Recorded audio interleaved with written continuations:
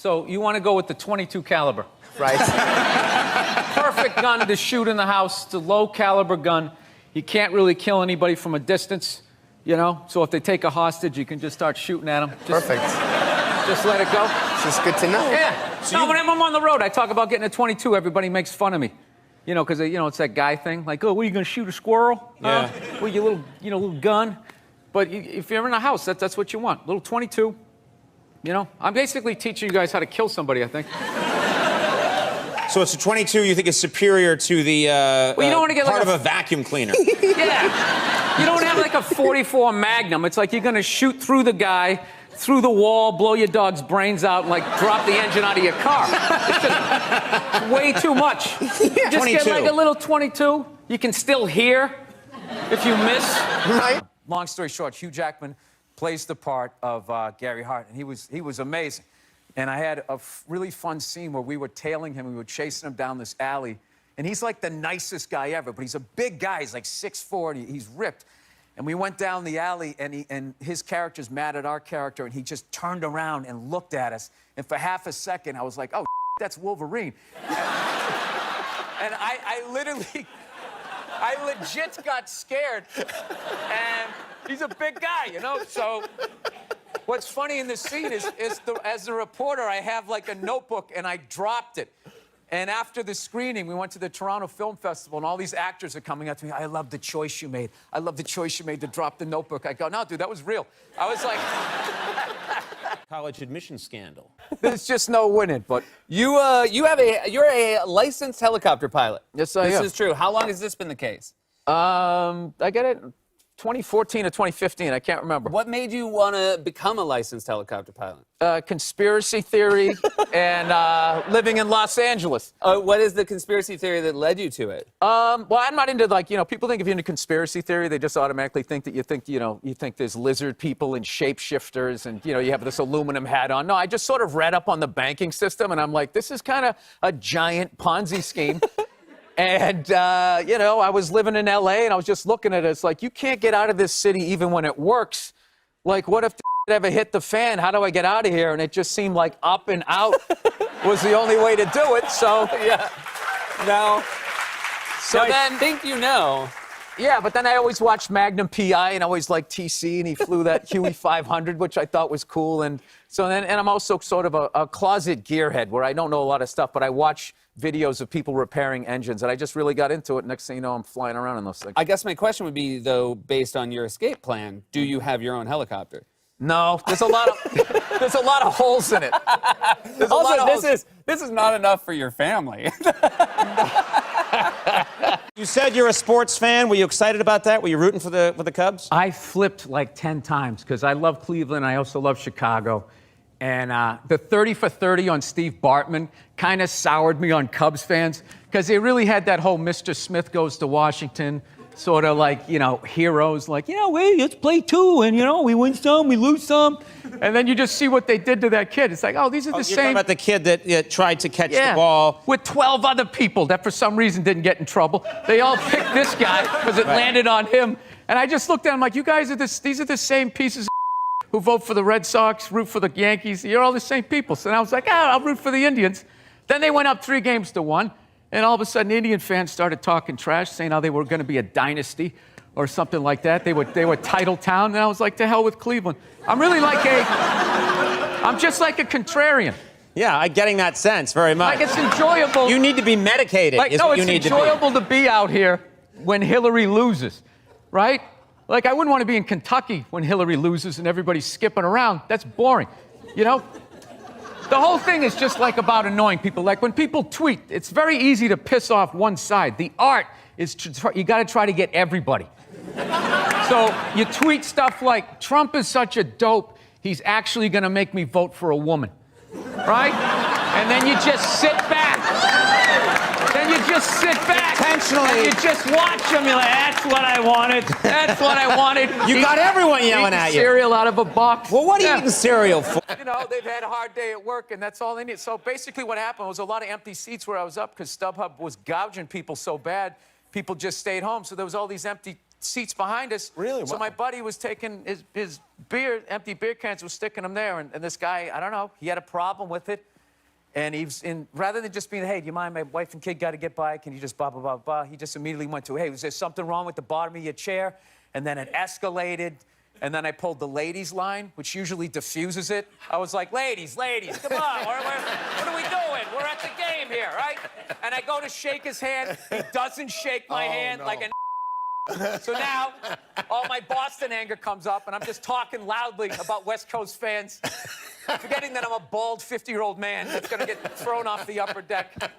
And finally, after an inning and a half, I'm at the World Series, and I'm mad at this idiot behind me. What do I care? Okay, what do I care about this guy? You know, he's not going to hurt us. There's 4 of us. You know, he was like 80 pounds overweight, so what's he going to fall on us? Like, that's the best thing he's going to do. So I went down to get a beer. When I came back, he was mean-mugging me the whole way up. Oh, really? He's with his wife and kid. He's sitting there, you know, looking like he just got out of Denny's, and he's looking at me like he's going to do something. So my eyes are starting to go, but I refuse to get glasses. So I'm sitting there, like, as I'm walking up, I'm like, is this guy looking at me? So, you know, when you have old eyes, you got to look away and then look back to make sure, right? So I did that. Now he thinks I'm soft. Like, oh, I got him. He blinked, right? So something happened on the walk up to him. I was just like, I'm not doing this anymore. I was just like, dude, come on, man. I got to respect the Dodgers. I love you guys. I'm sorry you put that thing. Can we just crush, you know, squash this, right? So I go to do the fist bump, and he's so immature, like emotionally, that when he went to do the fist bump, he didn't even move his hand up. He just had it in his lap, and he just kind of went like this. You know like when a toddler goes to wave for the first time, they don't lift their arm up, they just imitate you like that. Like, he did that, and I did the fist bump, and then we were fine. So I think I figured something out. What? Because there's an overlap with Irish guys and Mexican dudes as far as, like, a disconnect.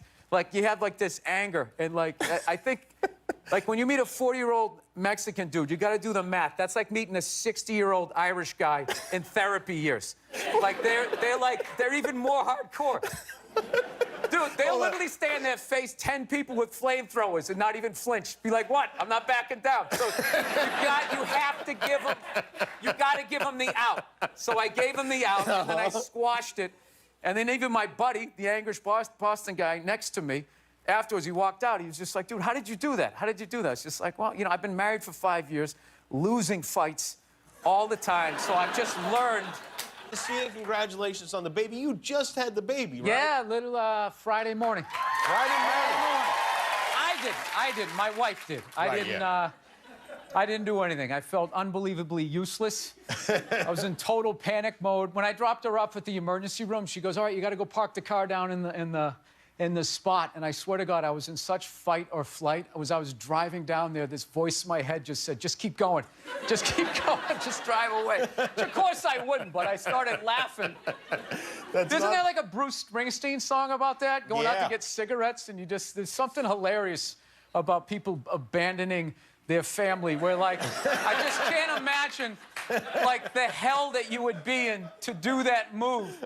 But just knowing you were going to do it, like, the level of excitement that you would have before, like, okay, I'm going to go get some cigarettes. And I'm never going to see you people again, your mother-in-law.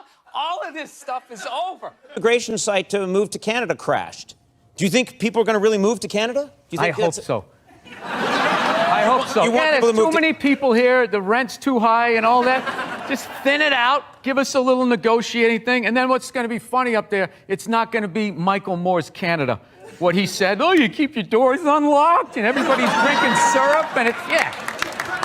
He didn't say everyone's drinking syrup. I'm quite Talk to certain. anybody of color that tried to make it playing hockey up there. Listen to the stories they had. You'd be like, were you in Alabama? No, it was in Manitoba.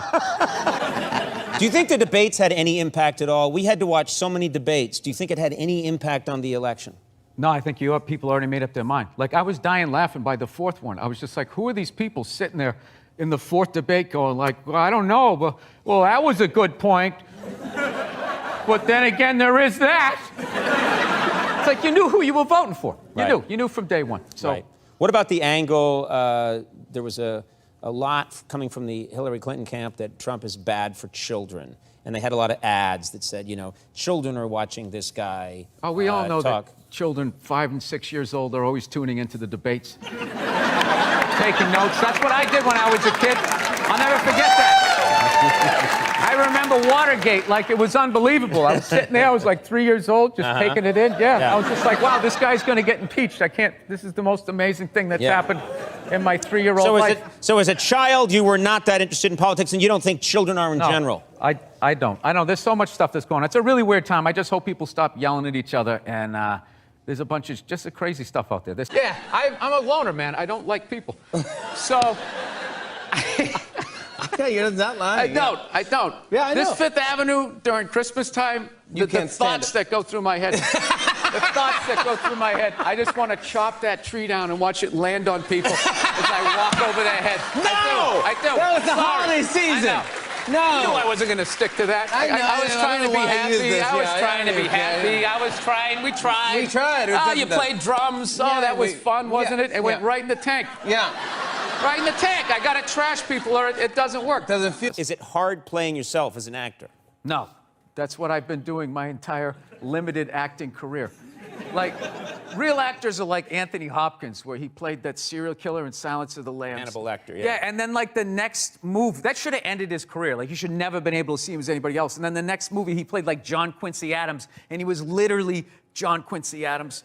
My buddy saw this thing one time. John Travolta was talking about, like, just the walks. He's like, Vinnie Barbarino walked this way, Vincent Vega walked this way, like you know, whatever. The guy from Get Shorty walks this way. And I just remember hearing that, going like, dude, all my characters walk like me. They all have a Boston accent. They all look like, I'm trying to be believable. Yeah. As yourself. Yeah, it's basically the least amount of work you could possibly do as a performer. About parenting in the 70s, and that's, you know, that was when I was parented like you. What do you think of parents now? How do you compare them to parents in the 70s? Oh, it's just completely, the kids have so much power. It's like ridiculous. Like half of these kids, I'm like, I look and I just have what happened to me. And I'm like looking at a kid and be like, this kid's about ready to get punted across the grocery store. And it just never happens. Right. They just don't get hit. And I think it's hurting this country. You're mad. Wait a minute. Wait a minute. No, like... Let's get this. You're mad that children are not being hit. This should be the threat of it.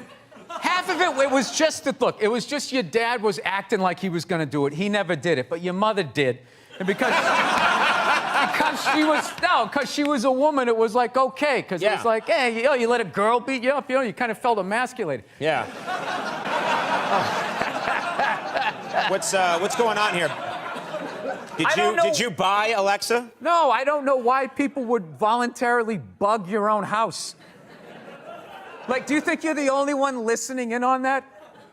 You never saw Weird Science, how creepy these nerds are? All these cameras on your phone, all of that. Do people go on Ancestry.com? Why would you send your saliva into the internet? Why would you do that? Why don't you just go to the Illuminati and help them build your robot replacement? They're already... Yeah. I don't understand it. Look, I get if you're like African American, they made them change their names. You don't know where you're from. But if you're white, it's the most arrogant thing ever. Like, you know what you are, basically, don't you? Like, how full of yourself are you? Like, I just have to figure out this recipe because I am a hoot. 2% Portuguese. I knew I liked peppers too much. So far, in your opinion, about being a dad? I actually like going to the park with my daughter, pushing her on the swing and all that. And then also, at her first birthday party, I realized how lucky I was to have a girl because they just sort of chill out and take things in. And I saw the little boys, they're like maniacs. They're like throwing stuff, ripping. Like literally watching my daughter, she just kind of waves hi at everybody, and the boys would come up, just rip toys out of her hands. It was like breaking my heart because she's so innocent. She hasn't met an asshole yet. So like, it's sort of like this, oh, what was that vibe? And then the boys, they're climbing on, they're throwing rocks down on the car. It was like Braveheart. Every time I told them, it's like, you guys, you got to stop doing this. And then also, you can't tell other people's kids not to do stuff. Right. So you got to kind of like be loudly like, hey, he's climbing up on the utility pole, and kind of hope that somebody does something. Well, back in the day, you could yell at people's kids, and I think that needs to come back, and that's what's holding back this country. Yeah. Yell at other people's kids. No, it's good. It's some point, you gotta be, hey, get off. Hey, I said don't do that. And then you gotta be like, hey, look, you little shit. You know, that's my car. Yeah. Stop throwing rocks on it. Yeah, yeah. Before I throw you over the wall. You're not gonna do it, but you scare them a little bit. It's tough times No, right now. as a comedian, yeah, it's like the walls, it's like you're in this walk-in closet of what could be funny. And meanwhile, there's like a swirl of trash with every toothbrush he ever used spinning around the Pacific Ocean. Nobody cares. God forbid you tease the Navy a little bit and people have like a conniption. Well, what did you say about the military that got people so mad? Or this one guy so I was mad? just saying, like, yeah, the guy who flies the fighter jet, okay, and has missiles shot at him, that guy's a hero. However, if you're the guy that, like, points in the direction that the plane takes off in, you know what I mean? We're kind of watering down what is heroic behavior. You don't think that guy, the guy who points in the direction is... Yeah, the guy doing Warrior One, like the yoga pose. Like the battlefield is that way. No, but everything has just become that. It's just become like this, Right.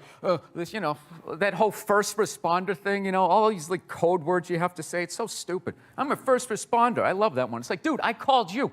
I saw the fire. What am I? What do you have, like ESP? We just want to thank our first responders, and just everything has just become,